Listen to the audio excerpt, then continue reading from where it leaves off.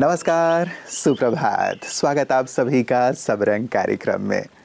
मित्रों, कहते हैं कि जीवन की शुरुआत अपने रोने से होती है और जीवन का अंत औरों के रोने से। इन दोनों के बीच का जो समय है उसे हमें हास्य से भरपूर रखना है। यही सच्चा जीवन है, क्योंकि खुशहाली ही तो जिंदगी का दूसरा नाम है ना। यदि हम रोते बिलखते रहेंगे, परेशान होते रहेंगे, तो ये तो नहीं कहा जाएगा कि ईश्वर ने ये सुंदर जीवन दिया है।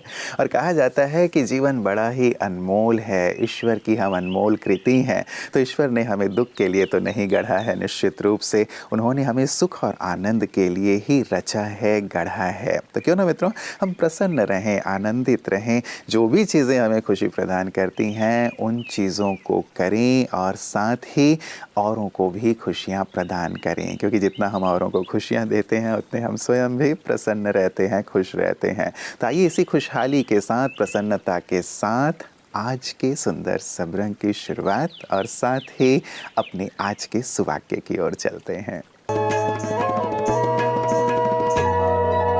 पूरी दुनिया जीत सकते हैं संस्कार से और जीता हुआ भी हार सकते हैं अहंकार से।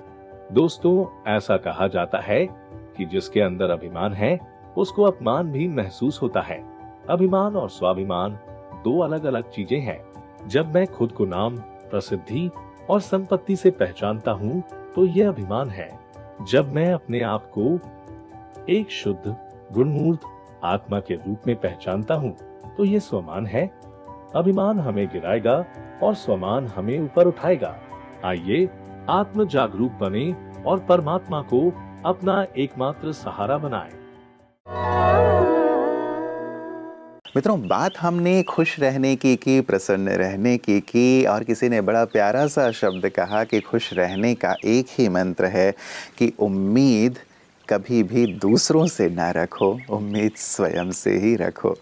क्योंकि जब हम दूसरों से उम्मीद बांधे रखते हैं कि ये ऐसा करेगा और जब वो ऐसा नहीं करता है तो हमारी खुशी गुम हो जाती है। कोई भी व्यक्ति हमारी उम्मीदों को पूरी तरह से पूरा नहीं कर सकता या तत्क्षण ही पूरा नहीं कर सकता, वो वक्त लगा सकता है। इसीलिए क्यों ना हम उम्मीद स्वयं से रखें कि हम स्वयं को बेहतर बनाएंगे, अच्छा बनाएंगे। जो हमारा ध्येय है, जो हमारा सपना है, उसे हम अवश्य पूरा करेंगे।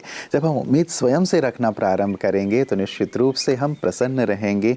तो औरों से उम्मीद ना रखते हुए स्वयं से ही उम्मीद बांधे रखें।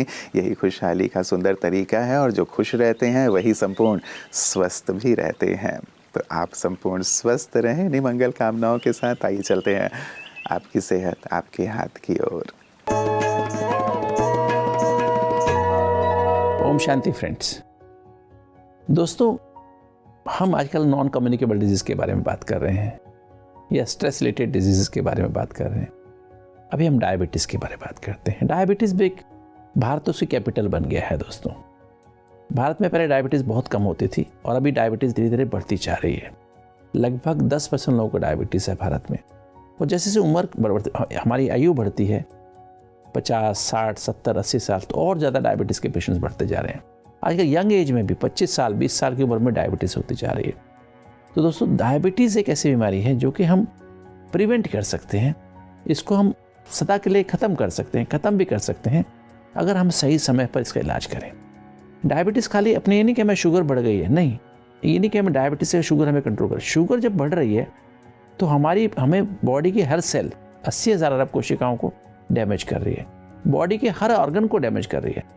और हमें ध्यान रखना है, अगर हम डायबिटीज़ ठीक टाइम पर कंट्रोल करते हैं तो हम बहुत सारी प्रॉब्लम से बच जाते हैं।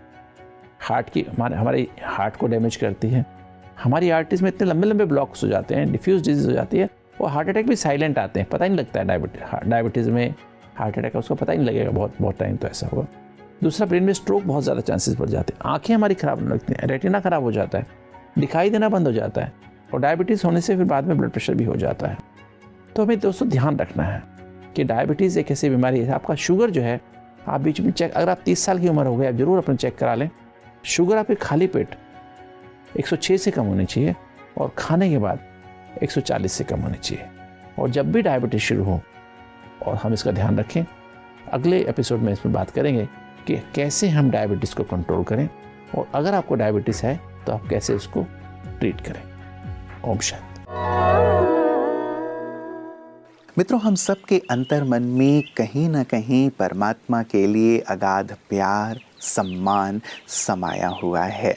कोई अपने आप को नास्तिक भी कहता हो, ईश्वर को प्रत्यक्ष रूप से मानता भी ना हो, तो भी कहीं ना कहीं उसके हृदय में ये भाव अवश्य होता है कि कोई अदृश्य सत्ता है ही इस सृष्टि में जो इतनी बड़ी कायनात को चला रही है।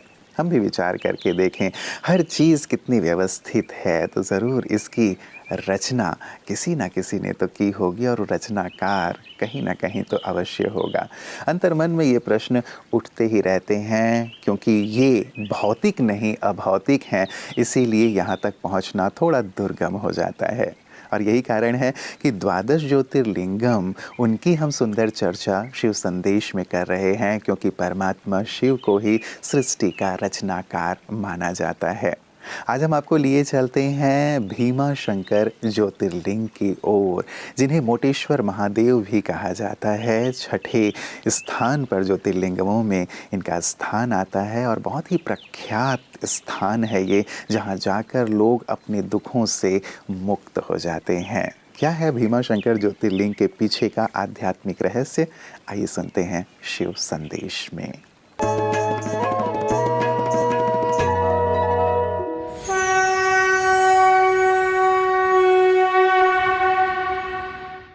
भीमा शंकर महाराष्ट्र में पुणे के पास सह्याद्री पहाड़ियों में स्थित है। चूंकि इसे हाल के दिनों में वन्य जीवन अभयारण्य घोषित किया गया है, इसलिए इस स्थान का महत्व बढ़ गया है। ईश्वरीय ज्ञान के आलोक में शंकर ध्यान करने वाले योगी के प्रतीक हैं और शिव ध्यान को प्राप्त करने वाले प्रभु हैं।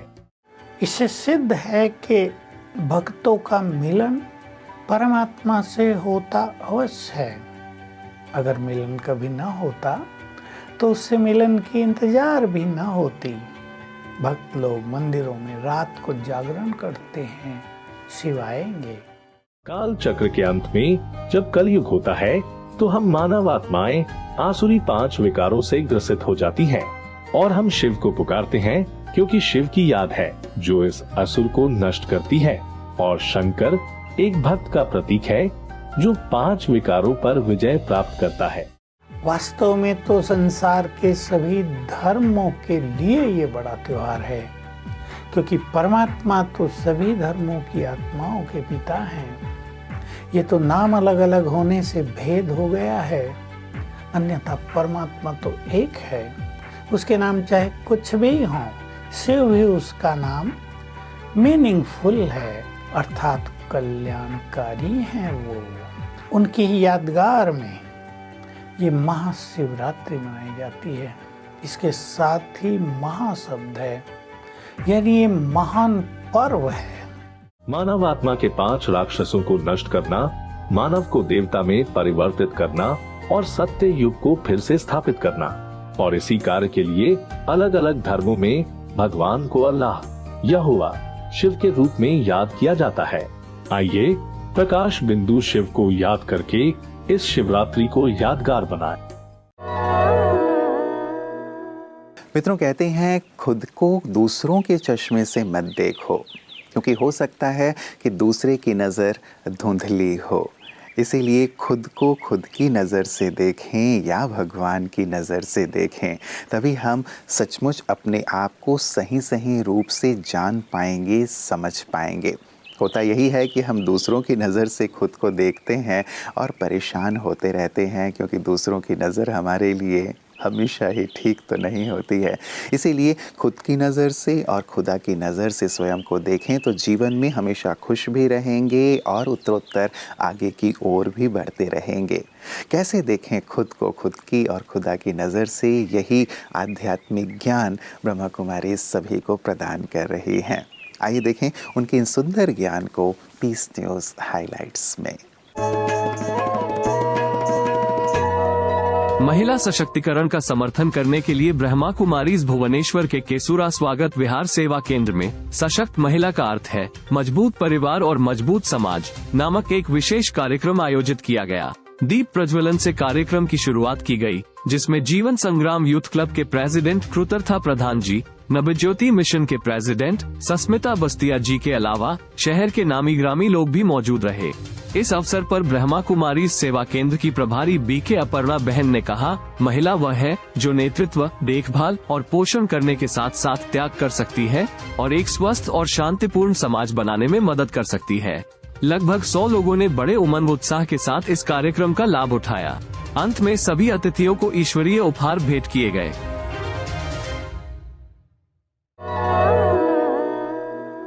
मित्रों, आज हम खुशी की चर्चा कर रहे हैं, खुशहाल होकर जीने की बात कर रहे हैं और किसी ने इसमें बहुत प्यारी सी बात कही है कि मुस्कुराहट मेरे चेहरे पर इसलिए नहीं है क्योंकि ज़िंदगी में खुशियाँ ज़्यादा हैं, बल्कि मुस्कुराहट इसलिए मेरे चेहरे पर हमेशा है क्योंकि ज़िंदगी से न हारने का वादा है। कितनी प्यारी सी पंक्ति है ना।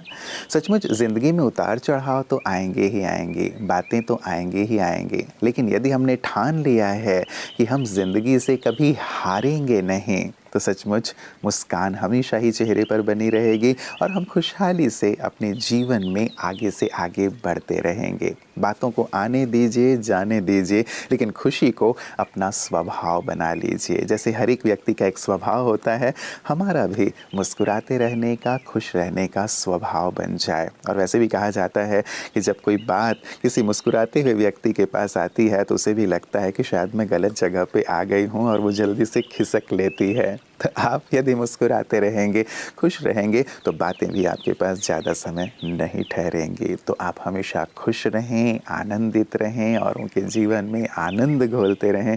इन्हीं मंगल कामनाओं के साथ नमस्कार, ओम शांति। जीवन के